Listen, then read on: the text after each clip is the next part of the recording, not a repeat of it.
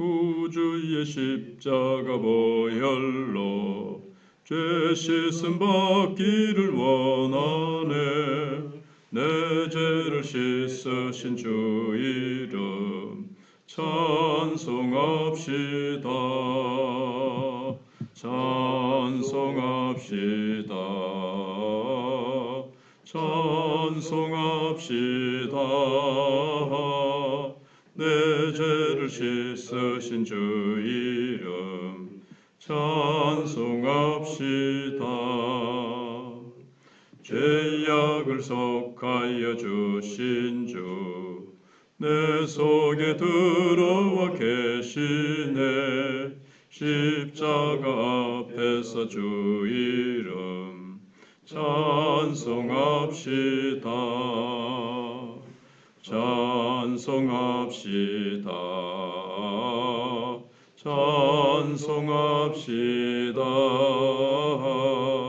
내 죄를 씻으신 주 이름 찬송합시다. 하나님 말씀 레위기 5장 1절로 3절입니다. 만일 누구든지 저주하는 소리를 듣고서도 증인이 되어 그가 본 것이나 알고 있는 것을 알리지 아니하면 그는 자기의 죄를 져야 할 것이요 그 허물이 그에게로 돌아갈 것이며, 만일 누구든지 부정한 것들 곧 들짐승의 사체나 부정한 가축의 사체나 부정한 곤충의 사체를 만졌으면 부지중이라고 할지라도 그 몸이 더러워져서 허물이 있을 것이요, 만일 부지중에 어떤 사람의 부정에 닿았는데 그 사람의 부정이 어떠한 부정이든지 그것을 깨달았을 때에는 허물이 있을 것이요. 아멘. 이스라엘 백성들은 그 많은 하나님의 말씀 중 어느 하나라도 범하게 되면 다른 사람이 지적하기 전에 자기 스스로 이 속죄를 드려야 됩니다. 이것은 다른 말로 하면 이스라엘 백성들은 하나님의 말씀을 다 알아야 한다는 의미입니다. 이스라엘 백성들이 하나님의 말씀을 몰랐기 때문에 죄를 지었다는 것은 이제 하나님 앞에서 통하지 않는 거죠. 자기가 다 알았어야 되는 거죠. 하나님의 백성이니까. 그래서 그 말씀이 전체를 알고 있으면 그것이 환한 하나님의 말씀의 빛 아래서 살아가야 하기 때문에 그렇습니다. 하나님의 백성이니까 말씀이 내 발의 등이요 내 길의 빛이 되어서 말씀의 빛 아래서 살아가는 것, 이것이 하나님의 백성의 특권입니다.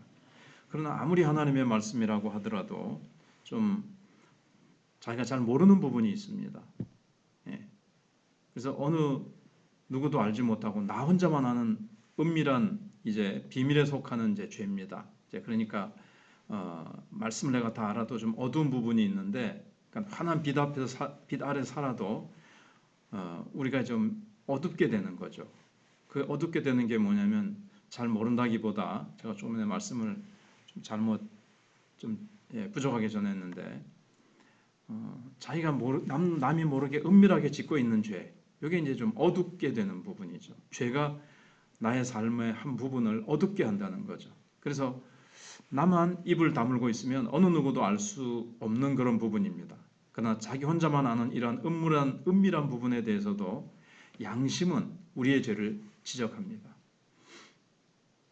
그 부분이 자꾸 마음에 눌리고 그 부분만 생각하면 마음에 자꾸 걸리고 하나님 앞에 기도하는데 담대하지 못하고 그렇게 되는 거죠. 그래서 빌 하이브리스 목사님이 쓴 아무도 보는 이 없을 때 당신은 누구인가? 라는 책이 있습니다. 아무도 보는 이 없을 때 내가 많이 생각하는 것, 그게 나라는 거죠. 아무도 없을 때 내가 자꾸 행동하는 것, 아무도 보지 않을 때 내가 행동하는 그게 진짜 나라는 거예요. 남이 볼 때는 얼마든지 감출 수 있고 위선할 수 있다는, 포장할 수 있다는 거죠. 그래서 사람들은 아무래도 누구나 보는 사람이 있을 때와 아무도 보는 사람이 없을 때 하는 행동이 다를 수 있습니다. 그래서 아무리 얼굴이 뻔뻔한 사람이라 하더라도 할 수 있으면 아무도 보는 사람이 없는 밤에 죄를 지으려고 합니다. 아무도 보는 사람이 없는 가운데도 근데 하나님은 우리의 행동을 다 보고 계시다는 것을 모르고 있는 것입니다. 요즘 도둑이나 강도들이 죄를 지을 때 가장 두려워하는 것이 바로 몰래카메라입니다. 사람들은 일단 보는 사람이 없으면 아무도 보지 않는 줄 착각하고 있지만 실제로는 카메라에 행동하는 것이 전부 다 찍혀서 결국 이 카메라 때문에 범인을 찾아낼 수 있는 부분이 참 많지요. 그래서 우리가 하나님 앞에 은혜를 받고 축복을 받았는데 가장 중요한 것은 우리의 양심입니다. 아무도 보는 사람은 없었지만 우리 양심에 거리끼는 것들이 하나님 앞에서는 모두 다 살아있어서 우리의 기도를 막고 축복을 맞는 겁니다. 그래서 우리가 죄를 완전히 짓지 않는다는 것은 불가능합니다. 그러나 하나님께서는 우리가 하나님 앞에 나아갈 때 있는 모습 그대로 정직하게 나오는 것을 원하십니다. 하나님, 나 이런 죄를 연약하고 부족해서 지었습니다. 하나님 용서해 주십시오. 라고 그렇게 하기를 주님이 원하십니다. 그래서 하나님께서 첫 번째로 제시한 것이 남이 모르는 비밀스러운 사실에 대한 부분입니다. 1절을 다시 보시면 만일 누구든지 저주하는 소리를 듣고서도 증인이 되어 그가 본 것이나 알고 있는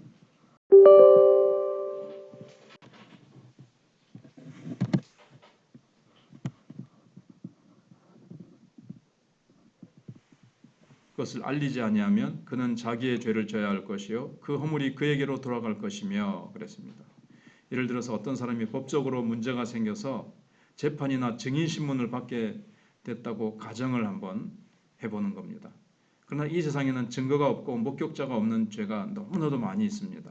어떤 사람이 죄인으로 지목되어서 조사를 받거나 신문을 받게 되었는데 사실은 내가 그 장면의 목격자라고 한번 가정을 해봅니다. 근데 사람들이 지금 엉뚱한 사람을 죄인으로 몰아가고 있다면 내가 아는 사실을 이야기해 줌으로써 그 사람을 구해 주어야 된다는 것입니다.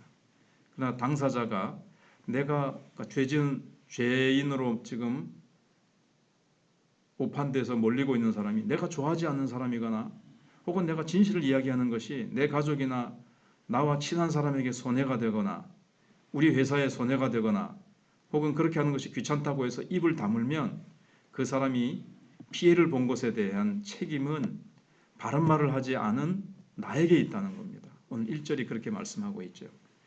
이 사람은 자기가 아는 것을 적극적으로 말해주지 않음으로 말미암아 자기 양심을 사실은 병들게 하는 것입니다. 이런 점에 있어서 서양 사람들과 동양 사람들의 사고방식에 큰 차이가 있죠. 우리나라나 일본 같은 동양인들은 관계 중심이기 때문에 자기가 친한 사람이거나 혹은 자기 조직의 문제인 경우에는 입을 다물어 주는 것이 미덕이라고 생각합니다. 그러나 미국 같은 서양 사람들의 경우에는 진실을 이야기하는 것을 아주 중요하게 생각하기 때문에 고민을 하다가도 나중에 진실을 말할 때가 많습니다. 옛날에 클린턴 대통령이 뭐 성적인 문제가 있었죠. 그 여비서하고. 근데 그런 거는 넘어가요. 그런데 거짓말을 했다. 그럼 완전히 그 사회에서 나라에서 매장당합니다. 우리나라 사람들은 남의 비밀을 무덤까지 가지고 가는 것이 미덕이라고 생각하는데 서양 사람들은 진실을 말할 책임이 있다라고 생각하는 것. 이게 이제 서로 차이가 있는 거죠.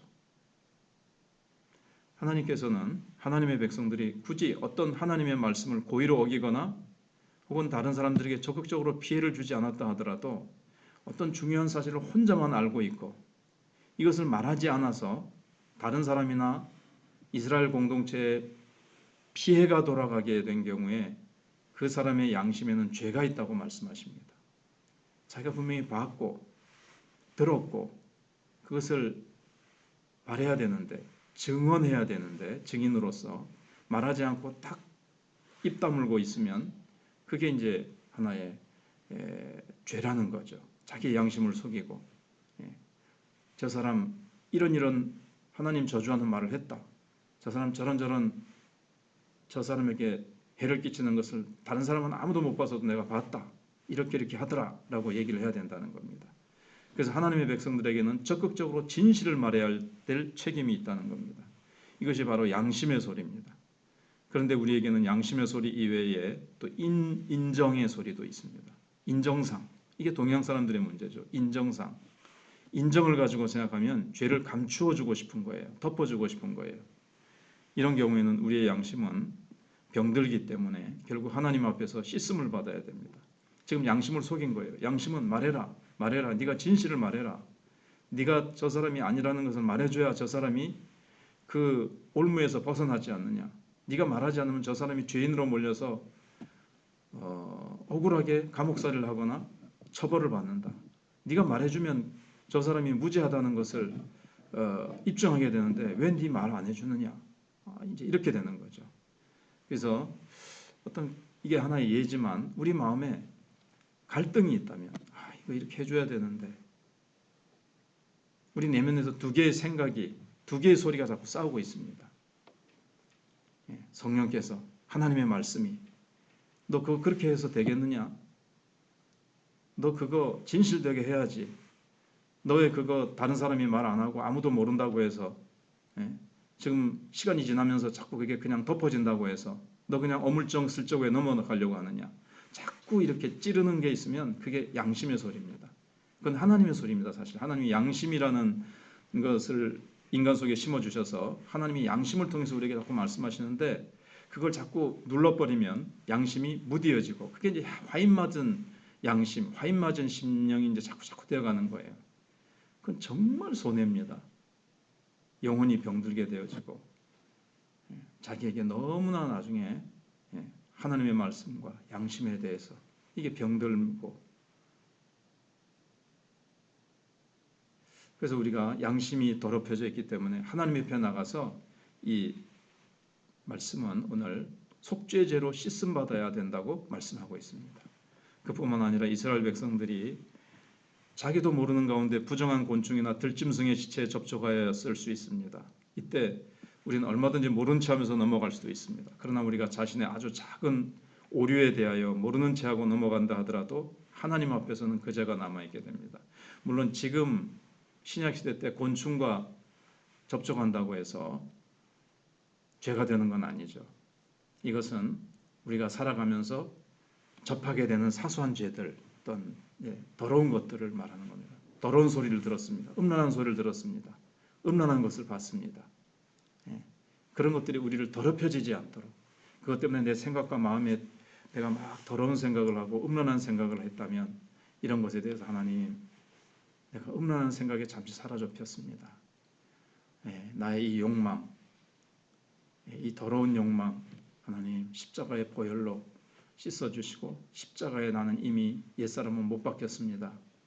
그러면서 주님 앞에 우리가 기도할 필요가 있습니다. 기도하겠습니다. 하나님 감사합니다. 이스라엘 백성들은 하나님의 말씀을 잘 알고 그 말씀이 빛이 되어서 어두운 죄악이 우리를 이끌고 유혹할 때에도 우리는 그것을 물리치고 또 우리가 아무도 보는 사람이 없어도 내가 그 누군가 죄를 지은 것에 대해서 우리가 말해야 될 증인의 책임이 있고 우리는 진실되게 살아야 되고 진실을 말해야 될 책임이 있는 것을 봅니다. 무엇보다도 우리는 성령님께서 우리 속에서 저 사람이 그냥 놔두면 지옥 간다. 저 사람에게 복음을 전해라. 너는 복음을 전해야 될 책임이 있지 않느냐라고 말씀하실 때 하나님 순종하게 하시고 우리가 살아계신 하나님과 예수님의 십자가 복음을 알면서도 우리가 입을 닫고 침묵하고 전해주지 않는 죄를 얼마나 많이 지었으며 하나님 우리는 또 진실을 말해야 될 때 진실을 말하지 않았고 내가 이 진실을 말하면 다른 사람들에게 비난을 받거나 우리 공동체나 또 나에게 손해가 있게 되고 귀찮을까 봐 진실을 말하지 않을 때가 얼마나 많습니까? 하나님의 백성답게 우리가 진실을 말하며 살아갈 수 있도록 도와주시고 우리가 살아가면서 보고 듣고 지금 우리가 접하는 너무나 소돔 고모라와 같이 되어 있는 세상에서 우리가 살아가고 있습니다.